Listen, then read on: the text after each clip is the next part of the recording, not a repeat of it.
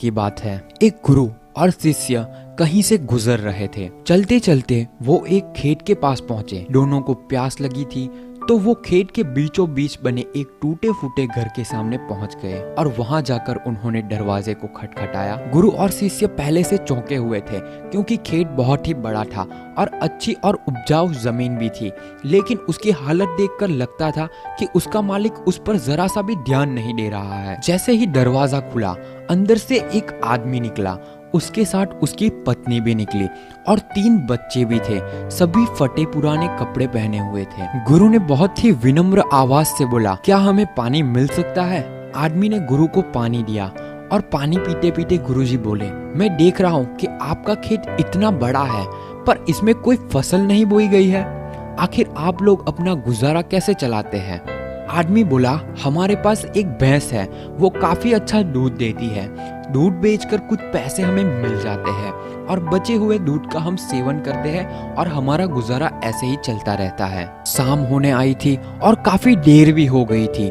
गुरु और शिष्य ने सोचा कि आज की रात हम यहीं पर गुजारा करेंगे। उन्होंने उस आदमी से अनुमति ली और वो वहीं पर रुक गए। आधी रात हो चुकी थी। गुरु ने अपने शिष्य को उठाया और एकदम धीमे से उसके कानों में बोला, चलो हमें अभी यहाँ से निकलना है और चलने से पहले उसकी जो भैंस है उसे हमें ले जाकर कहीं जंगल में छोड़ देना है। शिष्य को अपने गुरु की बात पर जरा सा भी यकीन नहीं हो रहा था, क्योंकि जिस गुरु से वो बहुत सारी चीजें सीखा हुआ था, उसी गुरु ने किसी का बुरा करने के लिए बोला था। फिर भी वो उसके गुरु थे, इसलिए गुरु की बात वो मना नहीं कर सकता था। आखिर में गुरु और शिष्य जंगल की ओर निकल पड़े और भैंस को ऐसी जगह पर छोड़ दिया जहाँ से आना मुश्किल था। यह घटना शिष्य के मन में बैठ गई थी और करीब 10 साल के बाद एक बड़ा गुरु बना। तब उसने सोचा, क्यों ना अपनी गलती को सुधार लिया जाए और उस गलती को सुधारने के लिए उस आदमी से मिला जाए और उसकी आर्थिक मदद की जाए, जिससे उस व्यक्ति की आगे आने वाली जिंदगी खुशहाल जिंदगी बने। और वो निकल पड़ा उस आदमी की मदद करने के लिए। कुछ टाइम चलने के बाद वो शिष्य वहीं पर पहुंच गया जहाँ वो पहले पहुंचे थे, मगर वो फिर से चौंक गया। वहाँ पर उसने देखा बहुत बड़े बड़े से फल के पेड़ लगे हुए हैं, एक बड़ा सा घर बना हुआ है। शिष्य को हुआ कि शायद भैंस के चले जाने के बाद वो परिवार सब कुछ बेचकर चला गया होगा, इसीलिए वो वापस लौटने लगा। तभी उसने वो आदमी को देखा। शिष्य बोला, शायद आप मुझे नहीं पहचानते, लेकिन मैं आपको सालों पहले मिला था। उस आदमी ने मायूसी से बोला, हाँ हाँ, कैसे भूल सकता हूँ उस दिन को। आप लोग तो बिना बताए ही चले गए, पर उसी दिन ना जाने क्या हुआ और जो मेरी भैंस थी वो कहीं चली गई और आज तक नहीं लौटी। कुछ दिनों तक तो मुझे समझ ही नहीं आया कि क्या करना चाहिए और मैं क्या कर पाऊंगा, पर जीने के लिए मुझे कुछ ना कुछ तो करना ही था। तो लकड़ियां काट कर बेचने का मैंने काम शुरू किया और उससे कुछ पैसे मैंने इकट्ठा किए और जो भी मेरे पास पैसे थे उससे मैंने अपने खेतों में